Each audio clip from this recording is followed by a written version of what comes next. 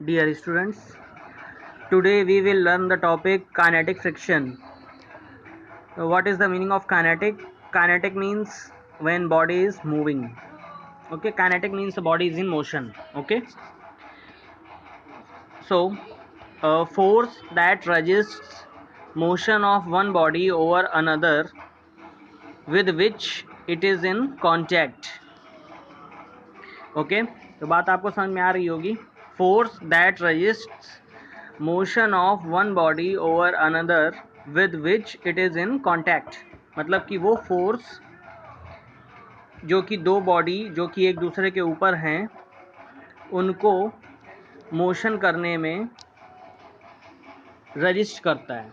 ठीक है, मतलब एक दूसरे के ऊपर मोशन करने में रजिस्ट करता है. जैसे कि एग्जाम्पल में वही आप समझ सकते हैं, जैसे कि ये कोई टेबल है, उसके ऊपर कोई एक ब्लॉक रखा हुआ है. तो ये टेबल एक सरफेस हो गई या एक बॉडी हो गई. ठीक है, B1. ये जो ब्लॉक है ये दूसरी बॉडी है. तो ये दोनों मतलब जब ऐसे ब्लॉक अगर इधर की तरफ मूव करेगा तो यानी कि ये क्या कर रहा है, ये इस सरफेस के ऊपर दूसरी जो सरफेस है उसके ऊपर ये स्लाइड कर रहा है, यानी कि मोशन कर रहा है. ठीक है, तो देखो इसमें क्या होता है कि ये जो पॉइंट है जहाँ पे ये टच कर रहा होगा ब्लॉक, वो पॉइंट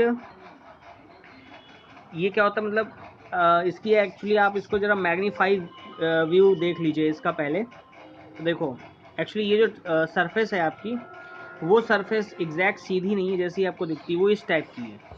ठीक है, ये सरफेस इसको हम मैग्नीफाई देख रहे हैं. कैसा देख रहे हैं? मैग्नीफाई. हमने इसको मैग्नीफाई करके देख रहे हैं.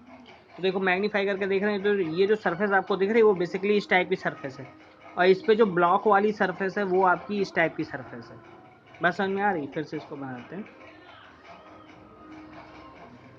ये जो ब्लॉक की सरफेस है वो इस टाइप की, यानी कि जो पूरा का पूरा ब्लॉक है पूरा का पूरा इस सरफेस को टच नहीं कर रहा है, वो पर्टिकुलर कुछ पॉइंट पे ही टच कर रहा है.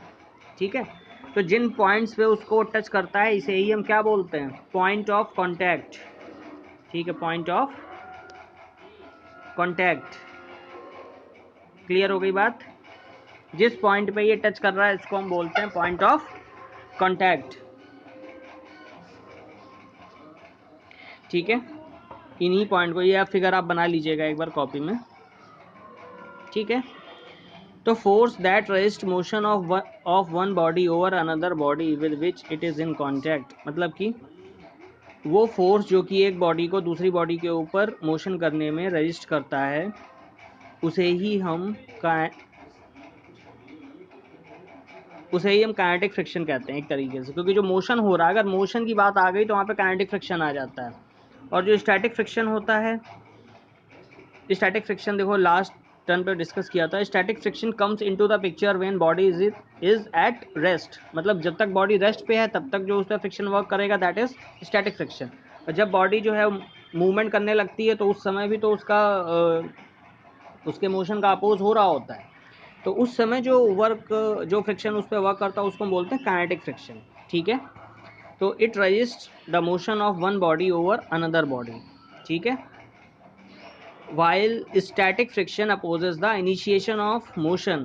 स्टैटिक फ्रिक्शन क्या करता है? इनिशिएशन ऑफ मोशन को अपोज करता है, मतलब मोशन को स्टार्ट नहीं होने देना चाहता है. आपने देखा होगा कि जैसे हम किसी ब्लॉक में एक फोर्स लगाते हैं तो ब्लॉक तुरंत स्लाइड नहीं होता है. किसी सरफेस के ऊपर रखा ब्लॉक जो है वो तुरंत स्लाइड नहीं होता है. पहले हम अगर थोड़ा फोर्स लगाते हैं तो हम देखते हैं वो ब्लॉक स्लाइड नहीं हो रहा है, यानी कि उस पर स्टैटिक फ्रिक्शन लग रहा है. ठीक, अब हमने थोड़ा फोर्स बढ़ाया तब भी कोई असर नहीं हुआ, फिर हमने और फोर्स बढ़ाया तो फिर क्या होता है, ब्लॉक जो है वो स्लाइड होना स्टार्ट हो जाता है. जस्ट अबाउट टू स्टार्ट होता है पहले, फिर उसके बाद स्लाइड होने लगता है. ठीक, तो इसका यही मतलब है कि उस समय स्टैटिक फ्रिक्शन क्या करता है, अपनी पूरी ताकत लगा देता है इसको रोकने के लिए, इसका मोशन को स्टार्ट ना हो इसके लिए.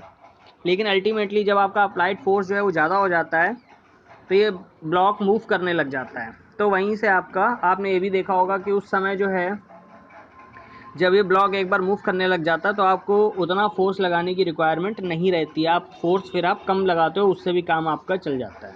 ठीक, तो इस तरीके में भी समझ सकते हैं कि जो काइनेटिक फ्रिक्शन होगा उसकी वैल्यू कम होगी.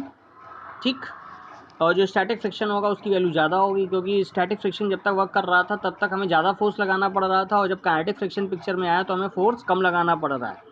ठीक है, तो यानी कि जो आपका काइनेटिक फ्रिक्शन है इसकी वैल्यू लेस होगी स्टैटिक फ्रिक्शन से। ठीक, तो देखो एग्जाम्पल है, एग्जाम्पल देखिए फिगर बना हुआ है। A box is moving on table, no friction act when F is equal to 0। जब तक कि एफ अप्लाइड 0 है तब तक कि उस पर कोई फ्रिक्शन वर्क नहीं करेगा। ठीक है, first point, at F S comes into picture when F A is applied. जब एफ ए अप्लाइड होता है यानी कि एफ अप्लाइड फोर्स, हम एफ अप्लाइड फोर्स मतलब फोर्स अप्लाइड करते हैं, उसका नाम ही एफ अप्लाइड है। ठीक है, तो when F A is applied तो एफ एस क्या होता है, वो पिक्चर में आता है। ठीक, एफ एस अपना वर्क स्टार्ट करता है, वो क्या करता है, इनिशिएशन ऑफ मोशन को अपोज करता है। फिर second, when F S reaches its maximum value and F A is increases. जब तक एफ एस अपनी मैक्सिमम वैल्यू तक नहीं पहुंच जाता, एफ ए आपका क्या होता है, इंक्रीज करता चला जाता है। फिर एफ एस क्या होता है, एफ एस जैसे ही एफ अप्लाइड ज़्यादा हो जाता है एफ एस से तो बॉडी मूव करने लगती है, तो F S is replaced by F के। ठीक, एंड एफ के has a constant value. F के मीन्स जो आपका काइनेटिक फ्रिक्शन है उसकी एक कांस्टेंट वैल्यू होती है। ठीक है, और एफ के क्या होगा, लेस देन होगा एफ एस के। बात समझ में आ रही होगी, एफ के आपका लेस देन होगा F S K. Clear. Characteristics of kinetic friction denoted by F K. Characteristics of kinetic friction, it is denoted by F K. Kinetic friction को डिनोट करते हैं किससे, एफ के से। It is independent of the area of contact. तो area of contact आपसे हम बता ही चुके हैं कि जो जैसे कि कोई ब्लॉक किसी टेबल पे रखा है तो उसका पूरा का पूरा एरिया कांटेक्ट पे नहीं होता है, कुछ सर्टेन पॉइंट्स ही उसके टेबल और ब्लॉक के बीच में जो कांटेक्ट पे रहते हैं, जिन्हें हम पॉइंट ऑफ कांटेक्ट कहते हैं। ठीक है, it is independent of the velocity of the body. वो कितनी वेलोसिटी से बॉडी मूव कर रही है इससे भी इंडिपेंडेंट होता है। Varies with normal reaction. ठीक है, ये क्या होता है, नॉर्मल रिएक्शन से वेरी करता है। तो एफ के प्रोपोर्शनल टू एन, एफ के equal to constant into N. Constant की जगह हम क्या इंट्रोड्यूस करेंगे यहाँ पे, म्यू के। ठीक है, म्यू के क्या है, coefficient of kinetic friction. Clear. Mu के क्या है, कोफिशिएंट ऑफ काइनेटिक फ्रिक्शन। तो एफ के इक्वल टू म्यू के इंटू एन।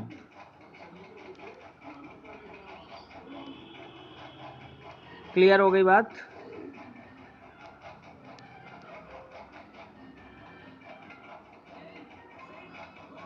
ठीक है, तो आज यहीं तक रखते हैं, और कल जो है हम आपको आगे थोड़ा फ्री बॉडी डायग्राम और ये सब चीज़ें आपसे डिस्कस करेंगे। ठीक है, ओके, थैंक यू।